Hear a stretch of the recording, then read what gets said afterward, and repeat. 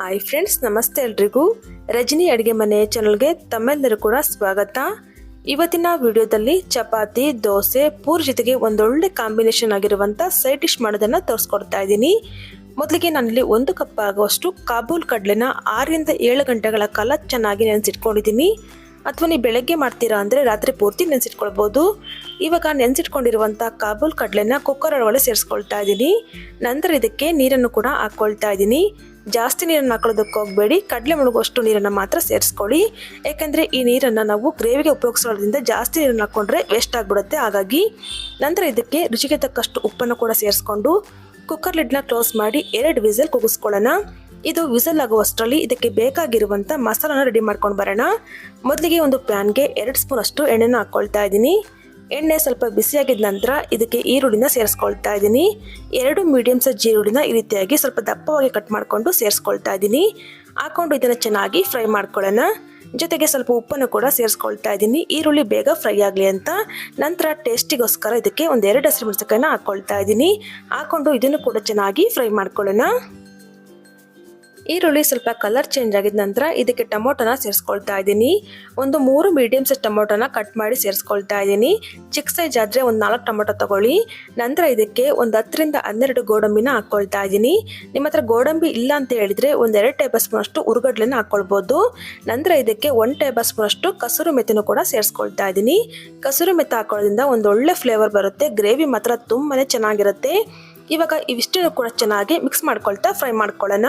Tomato ಸ್ವಲ್ಪ soft ಆಗಬೇಕು, ಅಲ್ಲಿವರೆಗೂ ಕೂಡ ಇದೇ ಥರ ಮಿಕ್ಸ್ ಮಾಡ್ಕೊಳ್ತಾ ಫ್ರೈ ಮಾಡ್ಕೊಳ್ಳಿ. ಸೊ ನೋಡಿ, ಈ ಥರ ಚೆನ್ನಾಗಿ ಟೊಮೊಟೊ ಸ್ವಲ್ಪ ಸಾಫ್ಟ್ ಆಗಿದ್ದ ನಂತರ ಸ್ಟವನ್ನು ಆಫ್ ಮಾಡ್ಕೊಳ್ತಾ ಇದ್ದೀನಿ. ಸ್ಟವನ್ನು ಆಫ್ ಮಾಡಿಕೊಂಡು ಸ್ವಲ್ಪ ತಣ್ಣಗಾದ ನಂತರ ಇದನ್ನು ಮಿಕ್ಸರ್ ಜಾರಲ್ಲಿ ಹಾಕ್ಕೊಂಡು ಗ್ರೈಂಡ್ ಮಾಡ್ಕೊಳ್ಳೋಣ. ಇವಾಗ ನೋಡಿ ಸ್ವಲ್ಪ ತಣ್ಣಗಾಗಿದೆ. ಇವಾಗ ಮಿಕ್ಸರ್ ಜಾರ್ಗೆ ಹಾಕ್ಕೊಳ್ತಾ ಇದ್ದೀನಿ. ಗ್ರೇವಿ ಸ್ವಲ್ಪ ಗಟ್ಟಿಯಾಗಿ ತಿಕ್ಕಾಗಿ ಚೆನ್ನಾಗಿ ಬರಬೇಕು ಅಂದರೆ ಇದಕ್ಕೆ 1 ಟೇಬಲ್ ಸ್ಪೂನ್ ಅಷ್ಟು ನಾವು ಬೇಯಿಸಿಟ್ಕೊಂಡಿದ್ವಲ್ಲ ಕಾಬೂಲ್ ಕಡಲೆನೂ ಕೂಡ ಹಾಕ್ಕೊಳ್ತಾ ಇದ್ದೀನಿ. ನಂತರ ಇದಕ್ಕೆ ರುಬ್ಬೋದಕ್ಕೆ ಎಷ್ಟು ನೀರು ಬೇಕೋ ಅಷ್ಟು ನೀರನ್ನು ಕೂಡ ಸೇರಿಸ್ಕೊಳ್ತಾ ಇದ್ದೀನಿ. ಸ್ವಲ್ಪ ಗಟ್ಟಿಯಾಗಿಯೇ ರುಬ್ಕೊಳ್ಬೇಕು. ಇವಾಗ ಎಷ್ಟು ಸಾಧ್ಯವಾಗುತ್ತೋ ಅಷ್ಟು ನೈಸಾಗಿ ಇದನ್ನು ಗ್ರೈಂಡ್ ಮಾಡ್ಕೊಳ್ಬೇಕು. ಸೊ ನೋಡ್ತಾ ಇರ್ಬೋದು, ಈ ರೀತಿಯಾಗಿ ನೈಸಾಗಿ ಗ್ರೈಂಡ್ ಮಾಡಿಕೊಂಡು ಪಕ್ಕಕ್ಕೆ ಎತ್ತಿಟ್ಕೊಳ್ಳಿ. ಇವಾಗ ಗ್ಯಾಸ್ ಮೇಲೆ ಒಂದು ಕಡಾಯಿಗೆ 2 ಟೇಬಲ್ ಸ್ಪೂನ್ ಅಷ್ಟು ಎಣ್ಣೆನ ಹಾಕ್ಕೊಳ್ತಾ ಇದ್ದೀನಿ. ಎಣ್ಣೆ ಸ್ವಲ್ಪ ಬಿಸಿಯಾಗಿದ ನಂತರ ಇದಕ್ಕೆ ಸ್ವಲ್ಪ ಸ್ಪೈಸಸ್ನ ಹಾಕ್ಕೊಳ್ತಾ ಇದ್ದೀನಿ. 2 ಪೀಸ್ ಅಷ್ಟು ಚಕ್ಕೆ, ಒಂದು 4 ಲವಂಗ, 2 ಏಲಕ್ಕಿ ಕಾಯಿನ ಹಾಕ್ಕೊಳ್ತಾ ಇದ್ದೀನಿ. ಹಾಕ್ಕೊಂಡು ಇದನ್ನು ಚೆನ್ನಾಗಿ ಫ್ರೈ ಮಾಡ್ಕೊಳ್ಳಿ. ಚೆನ್ನಾಗಿ ಫ್ರೈ ಮಾಡ್ಕೊಂಡಿದ ನಂತರ ಇದಕ್ಕೆ 1 ಟೇಬಲ್ ಸ್ಪೂನ್ ಅಷ್ಟು ಶುಂಠಿ ಬೆಳ್ಳುಳ್ಳಿ ಪೇಸ್ಟ್ನ ಹಾಕ್ಕೊಳ್ತಾ ಇದ್ದೀನಿ. ಹಾಕ್ಕೊಂಡು ಇದರಲ್ಲಿರುವಂಥ ಹಸಿ ವಾಸನೆ ಹೋಗೋ ತನಕ ಇದನ್ನು ಕೂಡ ಚೆನ್ನಾಗಿ ಫ್ರೈ ಮಾಡ್ಕೊಳ್ಳೋಣ.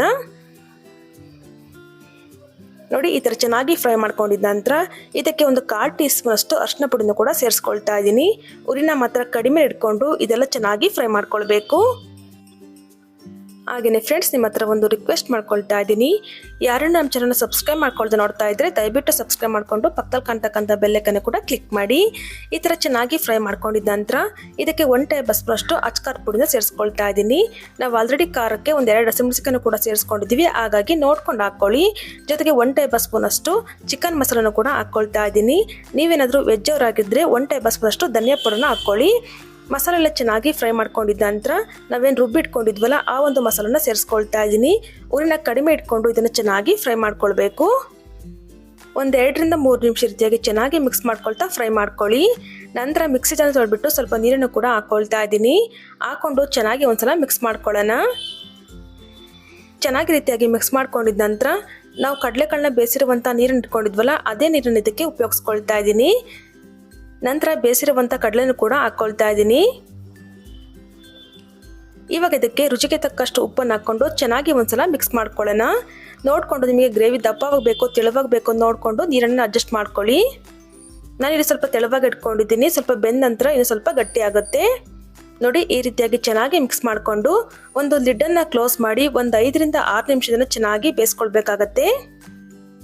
ಇವಾಗ ನೋಡಿ 5 ನಿಮಿಷ ಆಗಿದ ನಂತರ ಓಪನ್ ಮಾಡಿ ತೋರಿಸ್ತಾ ಇದ್ದೀನಿ. ನೋಡ್ತಾ ಇರ್ಬೋದು, ಕಡಲೆ ಎಲ್ಲ ಚೆನ್ನಾಗಿ ಬೆಂದು ಗ್ರೇವಿ ಕೂಡ ತುಂಬ ಚೆನ್ನಾಗಾಗಿದೆ. ಒಂದ್ಸಲ ರೀತಿಯಾಗಿ ಚೆನ್ನಾಗಿ ಮಿಕ್ಸ್ ಮಾಡ್ಕೊಳ್ಳೋಣ. ಇವಾಗ ಇದಕ್ಕೆ 1 ಟೇಬಲ್ ಸ್ಪೂನ್ ಅಷ್ಟು ಗರಂ ಮಸಾಲನ ಹಾಕ್ಕೊಳ್ತಾ ಇದ್ದೀನಿ. ಈ ಥರ ನಾವು ಕೊನೆಯಲ್ಲಿ ಹಾಕೊಳ್ಳೋದ್ರಿಂದ ಟೇಸ್ಟ್ ತುಂಬ ಚೆನ್ನಾಗಿರುತ್ತೆ. ಇನ್ನೂ ಕೂಡ ಎಕ್ಸ್ಟ್ರಾ ಟೇಸ್ಟ್ ಕೊಡೋದಕ್ಕೆ ಇದಕ್ಕೆ ಒಂದು ಅರ್ಧ ಕಪ್ ಆಗೋಷ್ಟು ತೆಂಗಿನ ಹಾಲನ್ನ ಹಾಕ್ಕೊಳ್ತಾ ಇದ್ದೀನಿ. ನಿಮ್ಮ ಹತ್ರ ತೆಂಗಿನ ಹಾಲು ಮಾಡ್ಕೊಳ್ಳೋದಕ್ಕೆ ಟೈಮ್ ಇಲ್ಲ ಅಂದರೆ ಹಾಗೇನೂ ಕೂಡ ಮಾಡ್ಕೊಳ್ಬೋದು. 1 ಕಪ್ ಅಷ್ಟು ತೆಂಗಿನಕಾಯಿ ಪೀಸ್ನ ಮಿಕ್ಸಿ ಜಾರಲ್ಲಿ ಹಾಕ್ಕೊಂಡು ಅದರ ರಸ ತೆಗೆದುಬಿಟ್ಟು ಹಾಕ್ಕೊಳ್ತಾ ಇದ್ದೀನಿ. ಹಾಕ್ಕೊಂಡು ಈ ರೀತಿಯಾಗಿ ಚೆನ್ನಾಗಿ ಮಿಕ್ಸ್ ಮಾಡಿಕೊಂಡು ಒಂದು 5 ನಿಮಿಷ ಮತ್ತೆ ಇದನ್ನ ಚೆನ್ನಾಗಿ ಕುದಿಸ್ಕೊಳ್ಬೇಕಾಗತ್ತೆ. ನೋಡಿ ಇವಾಗ ಒಂದು 5 ನಿಮಿಷ ಚೆನ್ನಾಗಿ ಕುದಿಸ್ಕೊಂಡು ತೋರಿಸ್ತಾ ಇದ್ದೀನಿ. ಇವಾಗ ಫೈನಲ್ ಇದಕ್ಕೆ ಸ್ವಲ್ಪ ಕೊತ್ತಂಬರಿ ಸೊಪ್ಪನ್ನು ಹಾಕೊಂಡು ಚೆನ್ನಾಗಿ ಒಂದ್ಸಲ ಮಿಕ್ಸ್ ಮಾಡ್ಕೊಂಡ್ರೆ ಆಯ್ತು. ಸಖತ್ ಟೇಸ್ಟಿ ಆಗಿರ್ತಕ್ಕಂಥ ಗ್ರೇವಿ ರೆಡಿಯಾಗಿ ಹೋಯ್ತು. ಚಪಾತಿ, ಪೂರಿ, ಪರೋಟ ಎಲ್ಲದಕ್ಕೂ ಕೂಡ ಸೂಪರ್ ಆಗಿರುತ್ತೆ. ಖಂಡಿತ ಒಂದ್ಸಲ ಟ್ರೈ ಮಾಡಿ ನೋಡಿ. ಹಾಗೆ ಟ್ರೈ ಮಾಡಿದ ನಂತರ ಯಾವ ರೀತಿ ಬಂತು ಅಂತನೂ ಕೂಡ ಕಮೆಂಟ್ ಮೂಲಕ ತಿಳಿಸ್ಬೋದು. ಸೊ ನೋಡಿದ್ರೆ ಫ್ರೆಂಡ್ಸ್, ಇವತ್ತಿನ ಸಿಂಪಲ್ ಆಗಿರ್ತಕ್ಕಂಥ ಈ ರೆಸಿಪಿ ಇಷ್ಟ ಆಯಿತು ಅಂದರೆ ಈ ವಿಡಿಯೋಗೊಂದು ಲೈಕ್ ಮಾಡಿ, ಹಾಗೆ ಫ್ರೆಂಡ್ಸ್ ಫ್ಯಾಮಿಲಿದು ಕೂಡ ಶೇರ್ ಮಾಡಿ. ಮತ್ತಷ್ಟು ಇದೇ ಥರ ಸಿಂಪಲ್ ಆ್ಯಂಡ್ ಕ್ವಿಕ್ ರೆಸಿಪಿಗಾಗಿ ದಯವಿಟ್ಟು ರಜನಿ ಅಡುಗೆ ಮನೆ ಚಾನಲ್ನ ಸಬ್ಸ್ಕ್ರೈಬ್ ಮಾಡಿಕೊಂಡು ಸಪೋರ್ಟ್ ಮಾಡಿ. Thank you for watching.